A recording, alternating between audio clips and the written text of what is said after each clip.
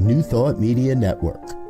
We are a global broadcast network of positive music, media, and entertainment, inspiring humanity's evolution along the journey of enlightenment and creating a world of love, peace, empowerment, and prosperity for all. New Thought Media Network. Positively inspiring.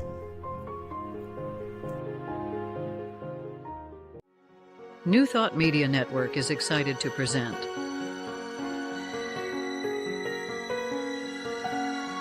Divine Science Everywhere, Fridays at 2 p.m. Mountain Time and 4 p.m. Eastern. Come explore a modern experience of divine science with Reverend Joy Fletcher, Reverend Jeff Radcliff, and Bishop Durrell Watkins. Join us as we open our eyes to divine science everywhere we look. Fridays on New Thought Media Network.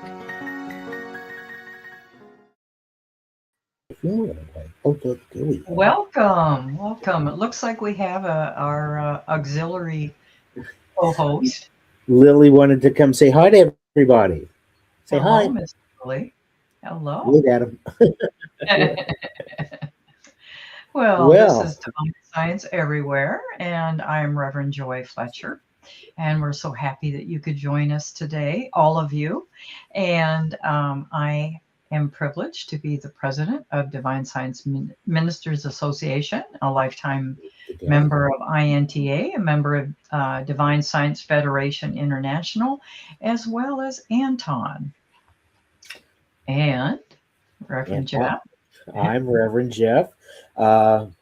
Divine Science Minister since 2022, but I was ordained back in 2011, I think, with International New Thought Ministries. You will find me active on Facebook. Look for Giatti Ministries, Giatti-Ministries. That's GIATI-Ministries. And I do a little bit of everything. I'm on the board with Reverend Joy on the Divine Science Ministers Association, as well as being on the board with Bishop Durrell, who's not here today, with Divine Science Federation International. So I've got my little hands into everything. So it's nice to have you all with us today. I am looking forward to our guest. I can't wait for you to meet her. But before we begin, Reverend Joy gives the best centering moments ever. And so we'd like to take some time to do that right now, just to settle in and prepare for the show. Reverend Joy? Thank you. Well, we are being called in this special time to really practice the truth that we know. As one of my mentors, Reverend Alola James, used to say, is pray, meditate, and practice all the truth you know. And we certainly have that opportunity now. The world is just hungry to feel that sense of peace and oneness. So with that, let's begin to gently settle ourselves. Wherever you are, just stop for a moment and allow your body to just soften. Just be here now. Allow your breath to slow and become deeper. So with each inhale, we receive. And with each exhale, we release.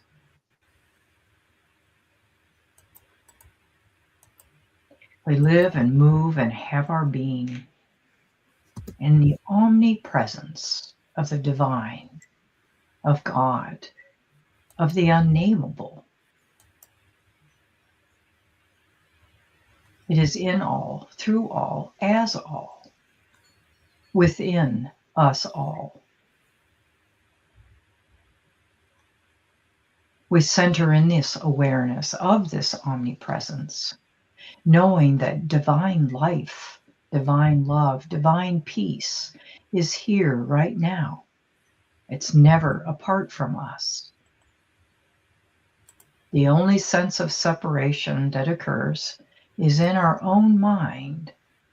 We filter appearances and experiences to our own mind, our own consciousness. And there are moments it seems that we have spiritual amnesia because we truly know that we know deep within us is this perfect place, the center of peace and remembrance of our unity with one another and all life. H.B. Jeffrey taught, God is the one good. And because God is the one good, goodwill is not something that we struggle to create.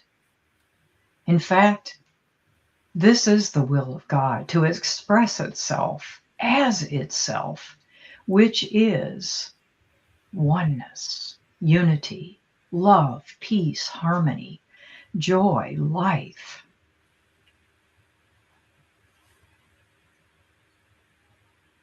And Emma Curtis Hopkins also taught, there is no power but God. Therefore, there is no power opposed to God. So as we know God is perfect life, perfect love, and perfect substance, we are at one with these powers, this power, the allness, the omnipresence, the oneness.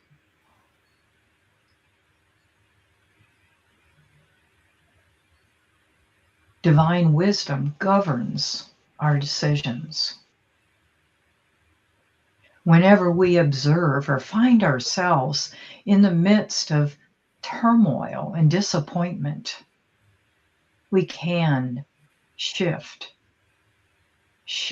our awareness back to our at one-ment with one another and God.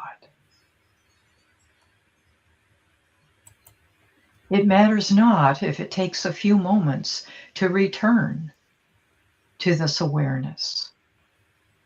When you notice that you have slipped, just shake it off and turn instead to that peace at the center of you and within me, within one another.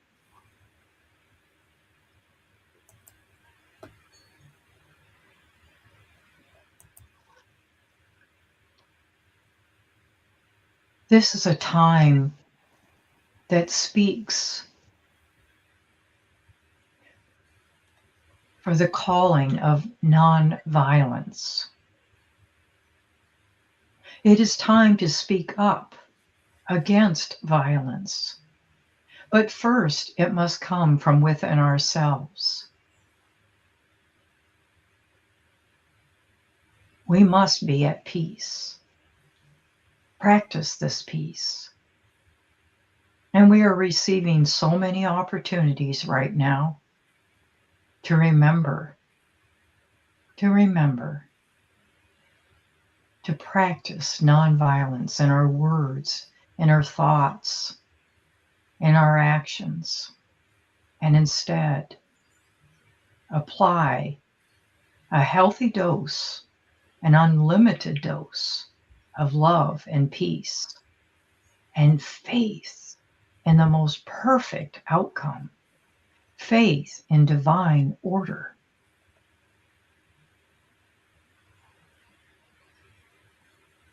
Peace begins within each of us. Just as the song says, let there be peace on earth and let it begin with me. It doesn't mean that we wait for our circumstances to change, or we expect someone else to change or circumstances to change, but rather, right now, in the midst of whatever, peace is here, love is here, perfect life is here, wisdom, and all the attributes of God the good, omnipotent.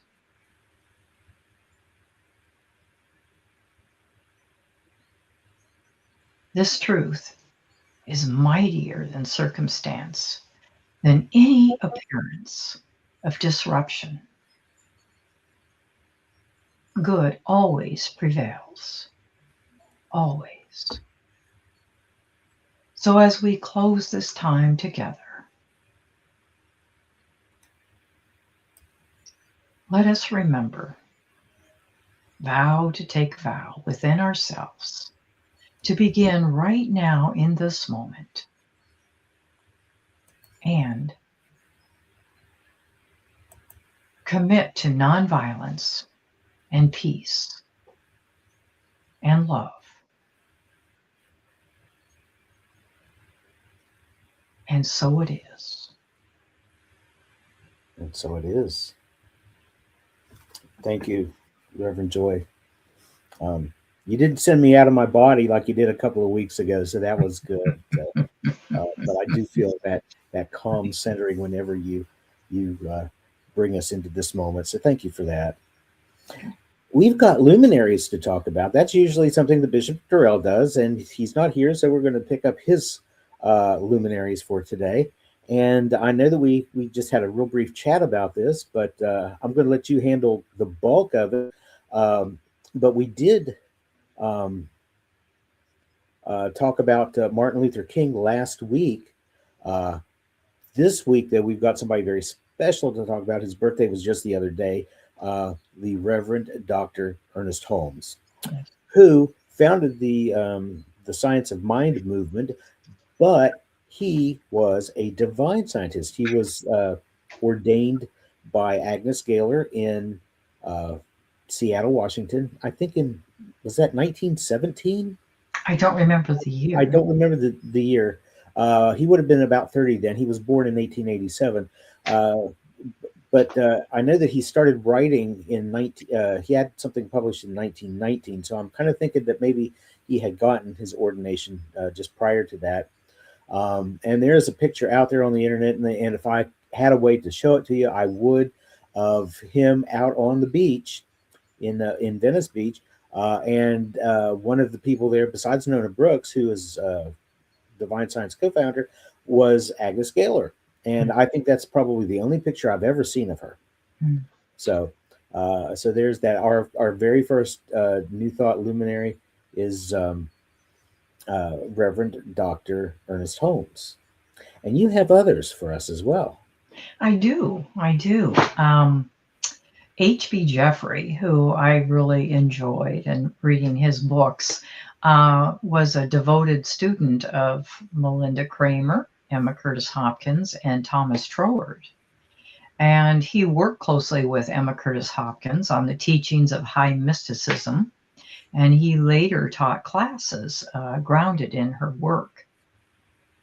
Among his writings are Spirit of Prayer, Fruit of the Spirit, and Coordination, texts that emphasize the practical application of spiritual consciousness in daily life.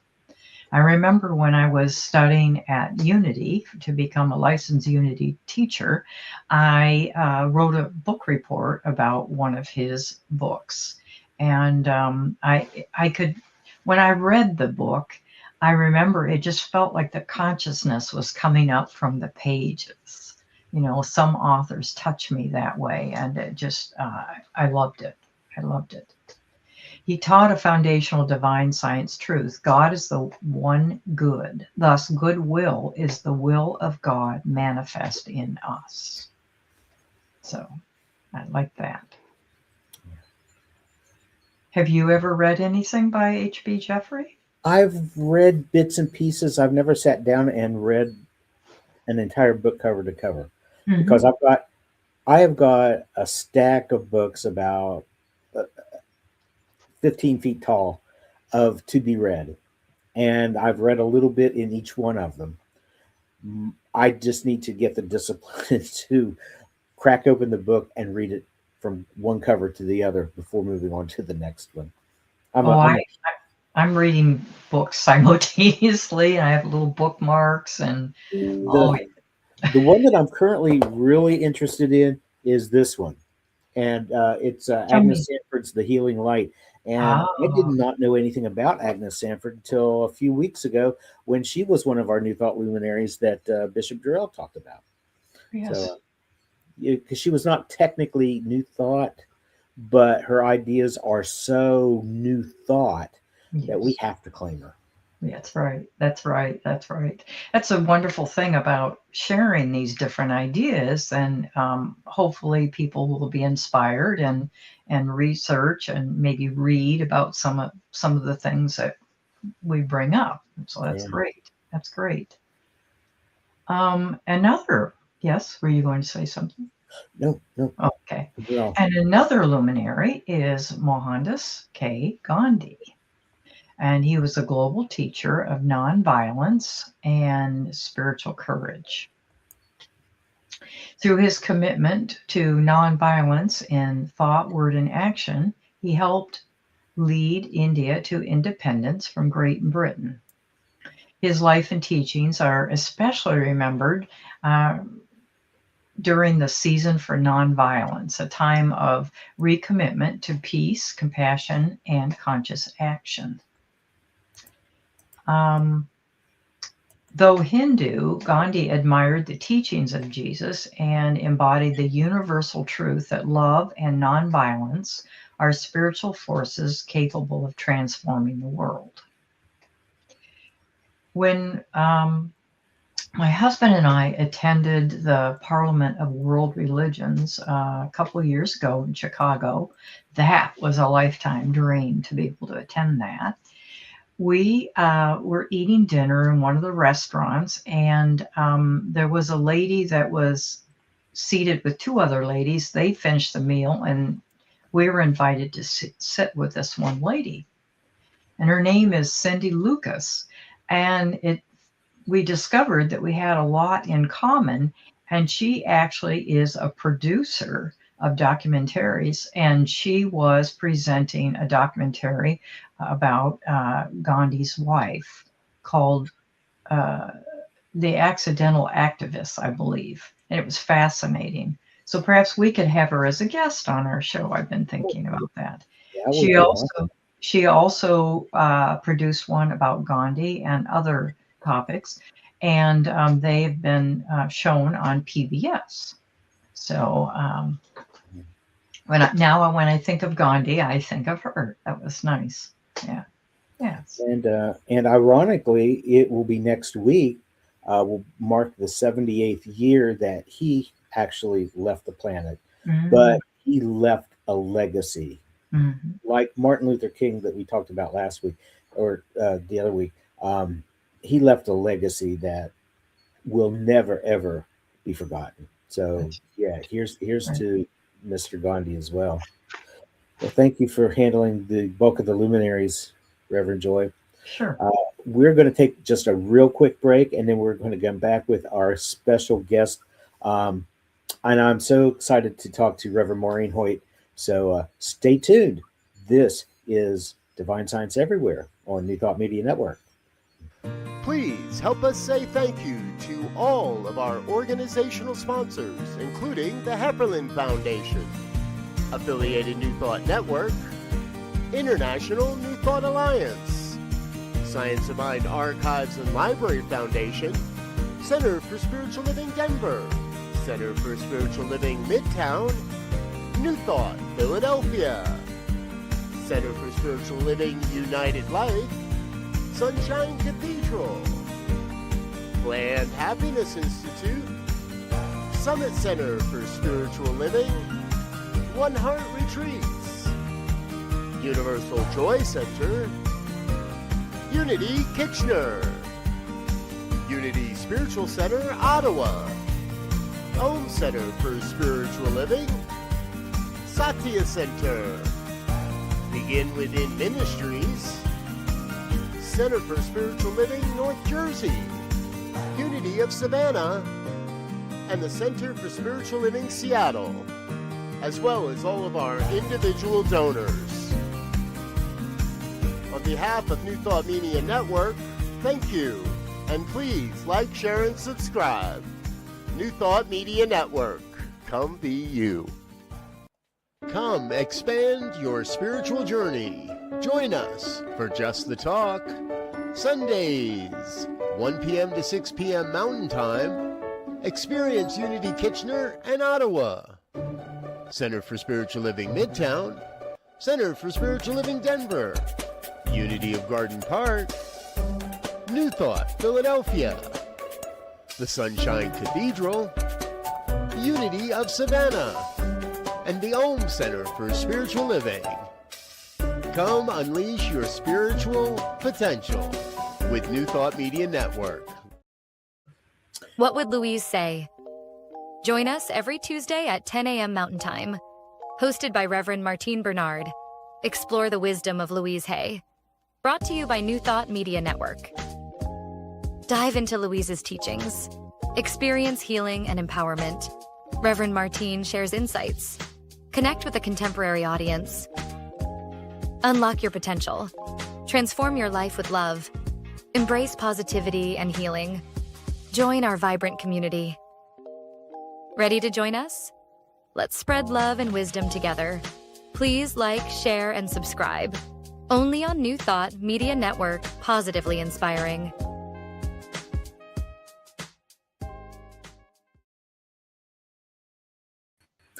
Welcome back.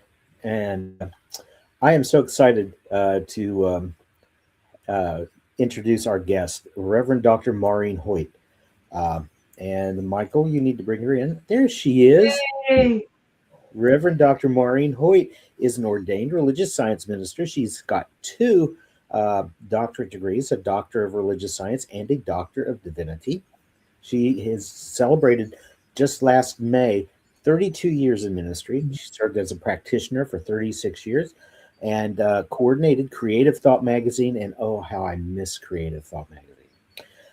Coordinated that for 8.5 years as an editor, proofreader.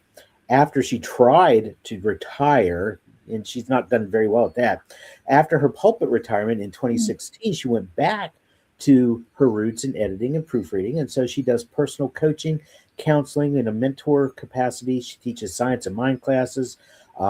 She is a guest speaker at local centers for spiritual living and unity churches in her neck of the woods, which is in California. And her first book, an anecdotal memoir. How fascinating. It's going to be out this year. It's currently at the publisher. The working title, and I love this, Off the Yellow Brick Road and Back on Again. And she was also hired in 2024 to be the editor-in-chief for Imagery International's magazine, Imagine News.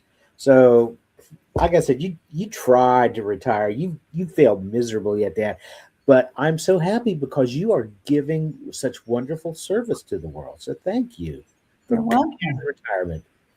Yes. And we have a standard question that we usually ask our guests, and so I'm going to ask you. You were not born into New Thought, correct? You came into this at some point. How did you find it? Well, I was living in San Francisco at the time. I was a recovering Catholic, and but I had such a sense of the God presence within me, even at 12 years old, when the minister of our Catholic church, where I was raised in Kimberley, British Columbia,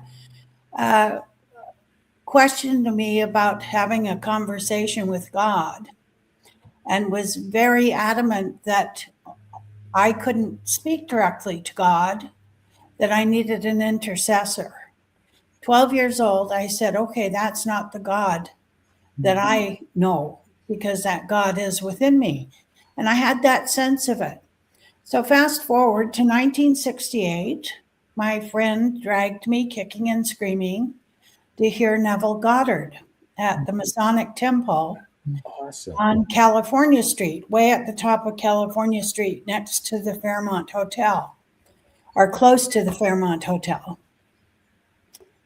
And as he began to speak in his lovely clipped British accent, the place was packed. There were over 2,000 people there. And the energy was electric. It was just electric. And I thought, what have I come to? Is this some kind of cult or what's going on here? Anyway, I began to listen closely to what he was saying.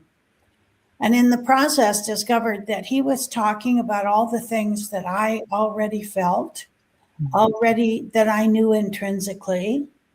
And I began to cry, and I couldn't stop crying. And I said to my friend kept saying to me, "What's wrong with you? What's wrong with you?" Well, you can't talk when somebody's giving a speech. So we waited until we got back out and we're walking on our way home. And I said, he was talking about everything I believe in. And if there were a church that taught this, I would be there in a heartbeat. So fast forward to 1973, I moved to Southern California. My husband and I married my husband, and I was going to Weight Watchers. In this Weight Watcher lecture, never talked about recipes or anything. She just talked about change your thinking and change your life. You know, all you have to do is do one day at a time, one step at a time kind of thing. And one Saturday after the meeting was over, I said, how do you know this stuff? Because it sounds so much like this guy I heard in San Francisco a few years ago. And she said, well, who did you hear? And I said, Neville.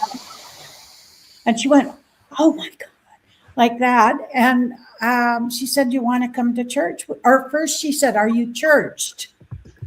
And I never heard that turn of phrase before. And I said, what do you mean? Do I go to church? And she said, well, do you practice a certain religion? And I said, no, I was raised Catholic. But I said, I'm open. And so she said, come to church with me on Sunday.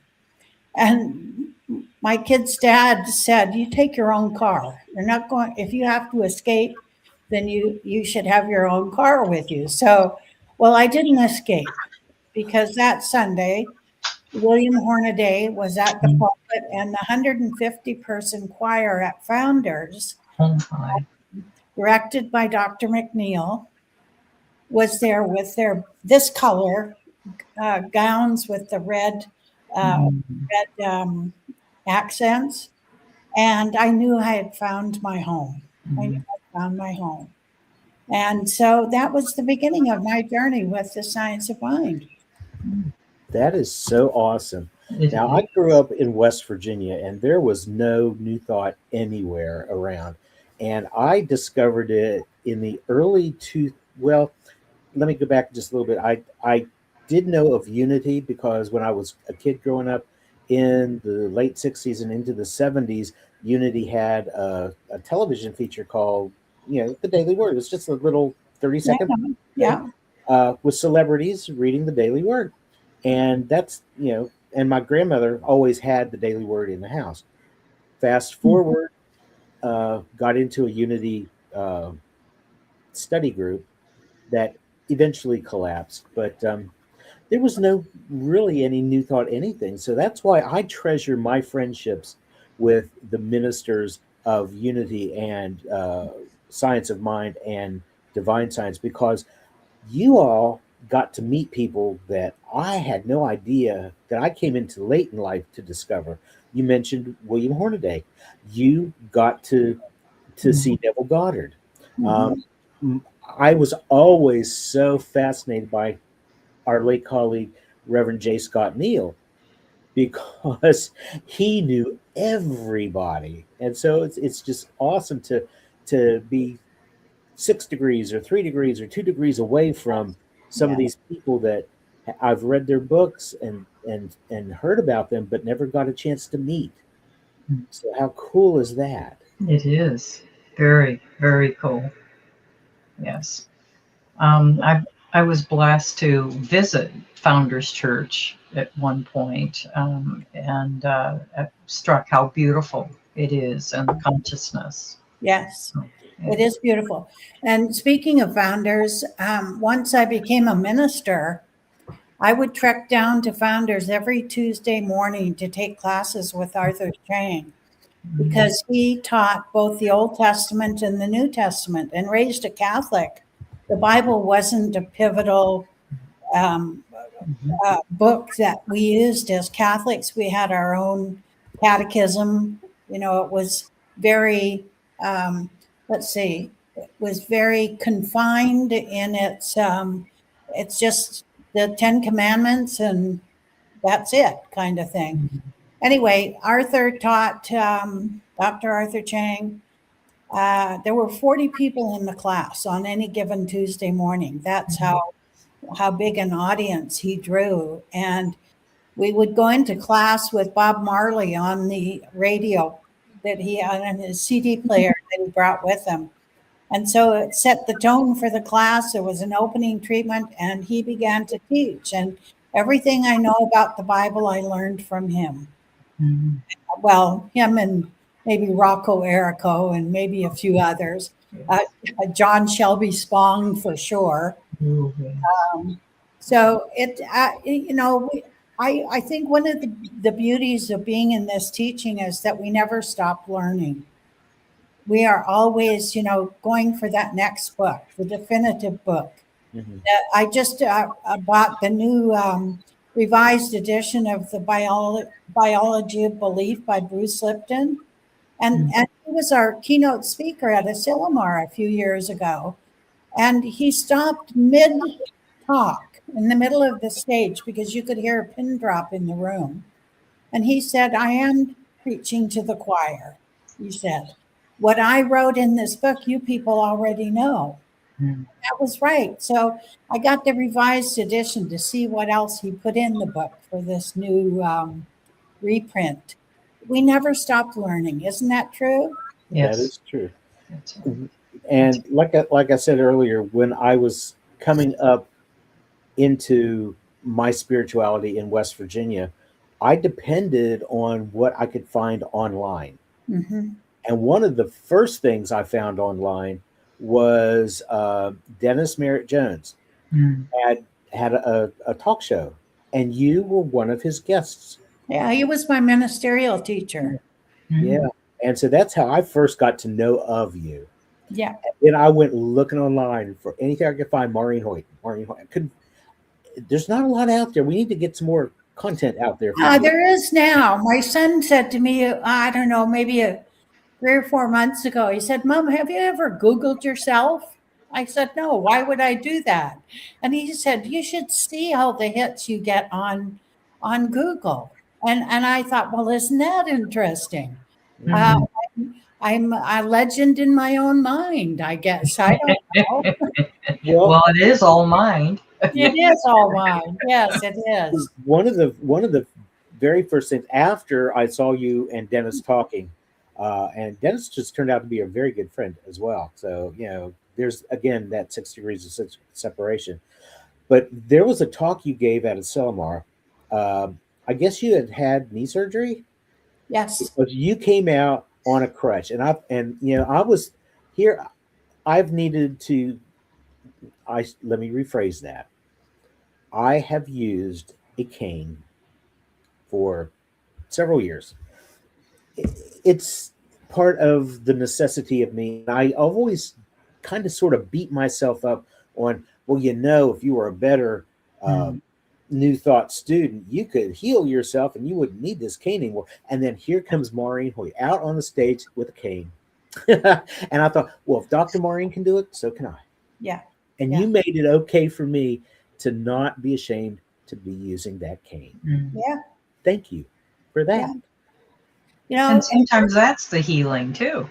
Yes, it is. Acceptance. It is. Acceptance. Yes. Acceptance of the condition not controlling us. As Ernest would say, we don't deny the condition, we deny the power the condition has over us. Right. And I have 2 knees, 2 hips, My children find it really funny when I get a cold or anything, because I rarely ever get sick, but I get knees replaced and hips replaced and gallbladders taken out. And, the various things that I've removed or fixed in my body. But the funny part of it is after both knees and both hips, there was no doubt in my mind that this was my way to heal a condition that in and of itself, because in the 60s I skied, and the motions of skiing, when I went to the orthopedist, I was thinking it was about my weight, and he said, actually your weight has helped you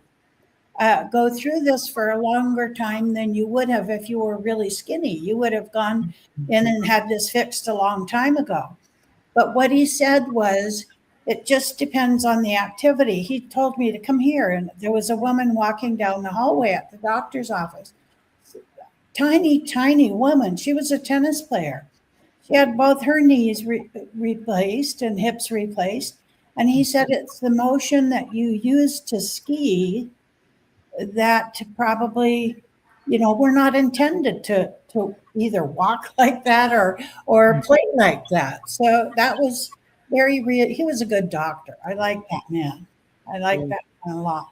So not denying the condition, but denying the power the condition has over us, right? And with the medical intervention too, didn't Ernest say that God is as much in the pill as he is in the prayer? Oh, I say that so often to people, you have no idea. I say we're not Christian scientists. The Christian Science gave us the basics of what we have in divine science and in religious science. Mm-hmm. And I think the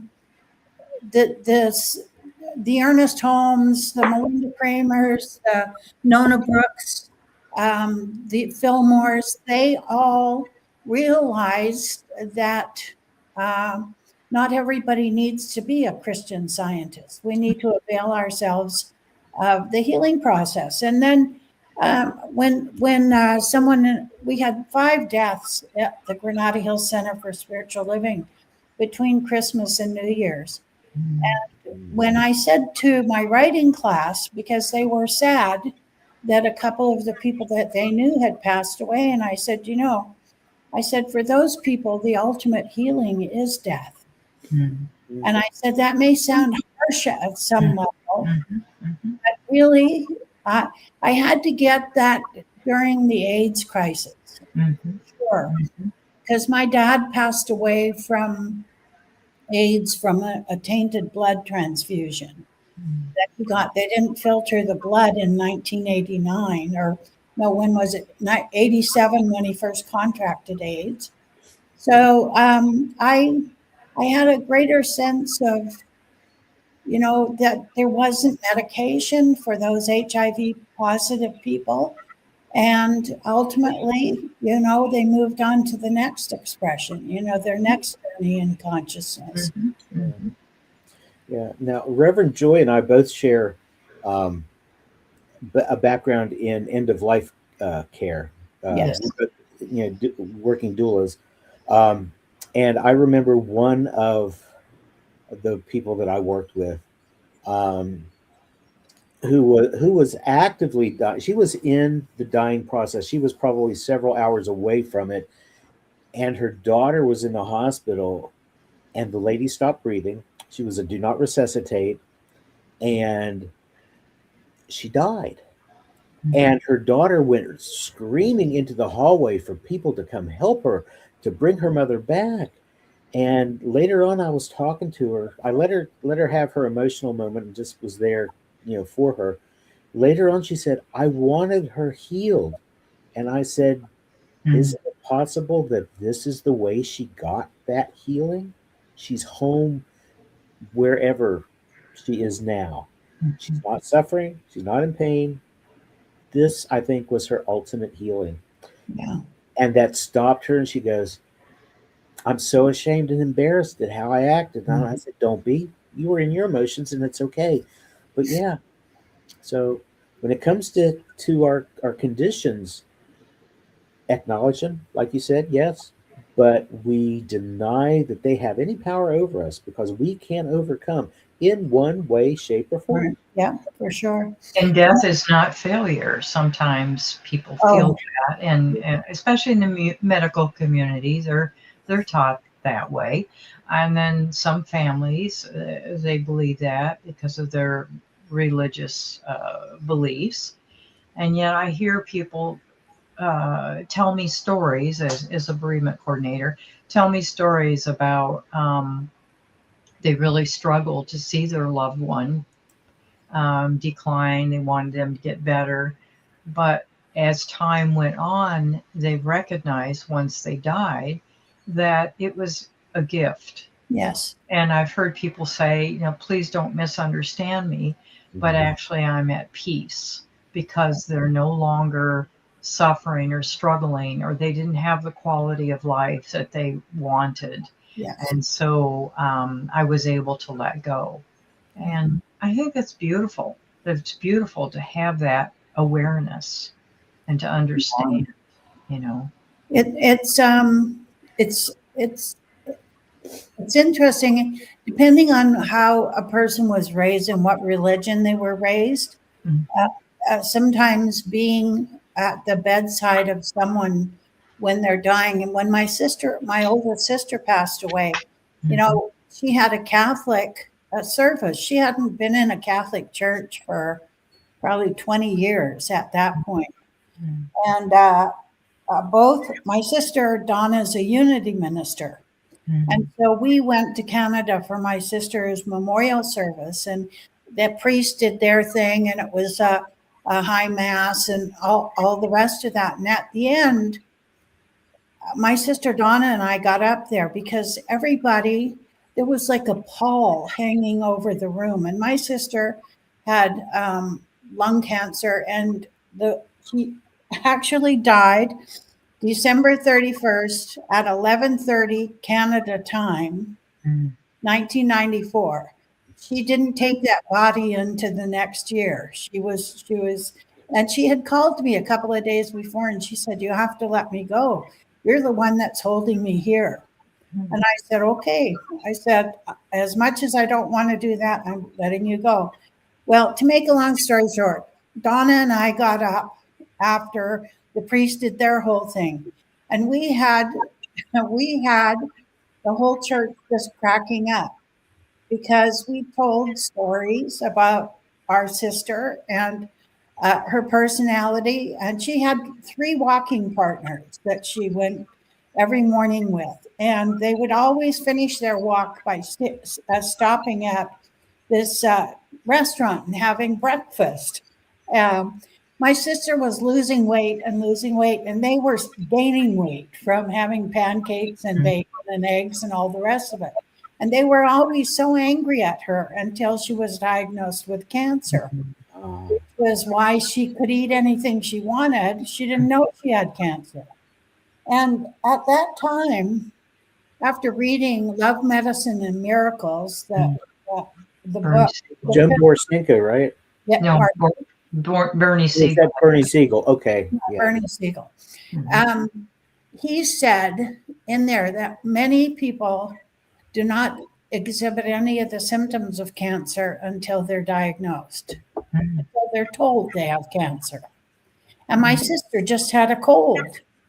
She kept coughing all the time. Anyway, it's just interesting. Our dad said, I used to wonder why there were 5 kids, why none of you stayed Catholic. But I find myself sometimes, you can take the girl out of the Catholic, but you can't take the Catholic out of the girl. And I revert to form periodically. I do my pleading with God to do what I want in my life. And then I sit back and I go, okay, wait a minute. That's not how we do this anymore. Get back on that train. I totally get that. Oh my gosh. Coming up as Pentecostal. So I also throw in the speaking in tongues. And then we don't do that. Well, we can't, but because it's all God anyway, Yes. It doesn't Whatever matter. yeah, it doesn't matter. Do you know who Joe Hooper is? He was the minister in Palm Desert, Dr. Joe Hooper.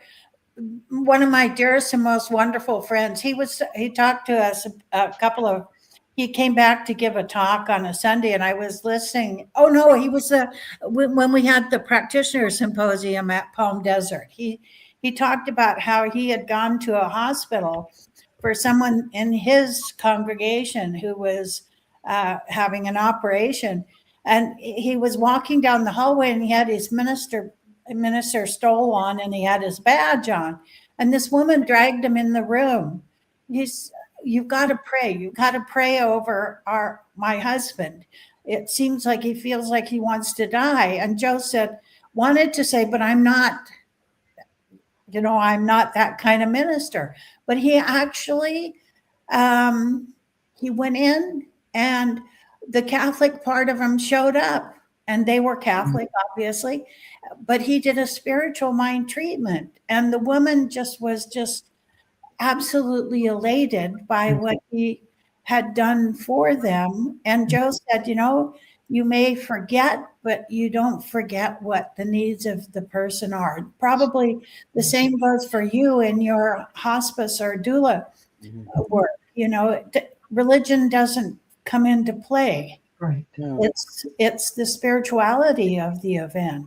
Right. Exactly. And if they're more comfortable with Catholic prayers or other prayers, I certainly do that the best that I can. Yeah. And, I'm still talk my new thought, but not in a way to convince. It's just in a general way, and try to in a universal way, so that we, that there isn't that sense of separation, like I'm this and you're that. I think it's important to find a common. So I belong to the Ministers Association locally in Thousand Oaks when I came back to Westlake, and Father Joe Sherbo was a Catholic priest. He was a Franciscan priest, and he was roommates with Richard Rohr at seminary. So these two guys, Richard Rohr, I mean, his work is, if he were my parish priest, I'd still be Catholic. But anyway, Father Joe, every time I led the opening invocation at the meeting, he would just shake his head, and he would say to me, "That's the most wonderful prayer I've ever heard." And so after he'd been coming about a year and a half, he said, "Could you do a prayer for me?" He said, "We'll go into the sanctuary." And he said, "Maybe you could do one of those prayers for me for health and vitality," which I did. And he said, "I want to learn how to do prayer the way you do." And at his memorial service, a year and a half later, he was diagnosed with cancer right when he asked me to pray for him. Father Doug, who did his eulogy, he said, if you have ever been prayed on by Father Joe Sherbo, he said, you've been prayed on. He prayed in a way like I've never heard before. It wasn't by rote. It was always personal. It was always from the heart. And everybody shook their head up and down. And I thought, I gave him John Waterhouse's book, The 5 Steps to Freedom. And it's a book on spiritual mind treatment that is, we use it in all our classes now for a teaching model. So, yeah, it's amazing how many times, the older we get, death and dying shows up in a greater way, doesn't it? It just... Yeah. And we're closer to it than we've ever been. Yeah. at this age, We're as young as we're ever going to be, and not as old as we're ever going to be, but right now, right. That's a whole other story. Well, let's switch topics just a little bit, because I want to ask you mentioned teaching classes, Yes. a writing class, and you also have a book coming out. Talk to us about those things. Well, the book that's coming out, the title is Off the Yellow Brick Road, which is a play on words, and Back on Again. And each of the stories in the book is an anecdotal memoir. It's a story about sort of redemption, if you will. And every time they got off the 1, 2, 3, 4 of them, and the dog got off the yellow brick road, they got into trouble. And it's kind of like the yellow brick road is the way, capital T, capital W. And each one of us has access to that way. We just might not know it yet. You know, we may still be in the first kingdom, which is the victim consciousness. And anyway, to make a long story short, what I did was I wrote these stories. And then the publisher came back to me just a while ago and said, we want something at the end of each story to give the reader, while the story is interesting, to give the reader, the lesson and the blessing. So I wrote that for each one of the stories. And, one of the stories was I was summarily dismissed from a church that I belonged to. And the whole premise behind that story was don't ever stay where you're not wanted. That's the lesson. But that what you can do is that place where I was not a landing strip. It was a launching pad for the next idea. Right. And I didn't see that until a long time afterwards. So being able to write about that lesson and the blessing in the story, now it's back at the publisher, so we'll see what happens after that. I have no idea. And it is, pardon me? A release date? I would love to have it done before the end of this year. And what I think probably because I have 3 other books. I have so many stories of situations and circumstances that on the surface appeared dire, and they came to resolution because the person changed their belief about what was happening. It didn't change the happening or the happenstance, whatever was going on, but they stepped back as the observer, which we all have within us. Like when my daughter's godmother tried to commit suicide, she talked about everything that was going wrong in her life. And I said, well, was the observer of that behavior sick or the observer angry? And she said, well, no. And I said, but if you take on the position of the observer of your life, it takes away all the pain of it. And she called me 3 weeks before she actually ended up killing herself. And she said, I can't do what you do. I can't have the attitude that you have because everything just seems too much. And yeah, the blessing that came out of that, I had no idea she had money in trust for me.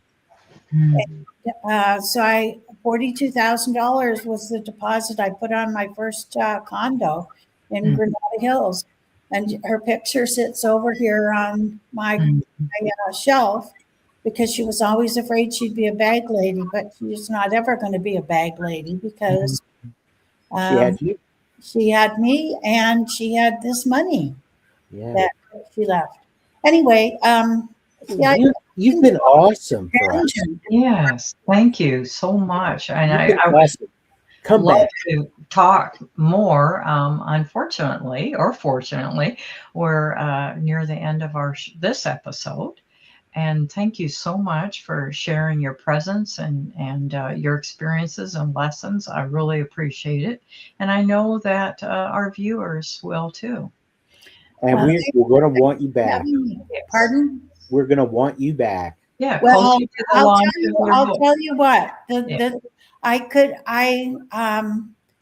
sometimes I think that I blab too much. I just go on and on and on. But I do feel like people can relate to a personal experience. And that's what the book is about, is personal experiences and how, what happened, what I did, and who I am today, kind of thing. That's great. Can't wait to read it. Yep. Good. Thank you for asking me. I appreciate it. You're welcome. And please join us again, like and share. Next week, our special guest is Kathy Wilson, and she's an animal chaplain. So that should be interesting. So until next week, this is Divine Science Everywhere, in all, through all, as all, on New Thought Media Network. New Thought Media Network is excited to present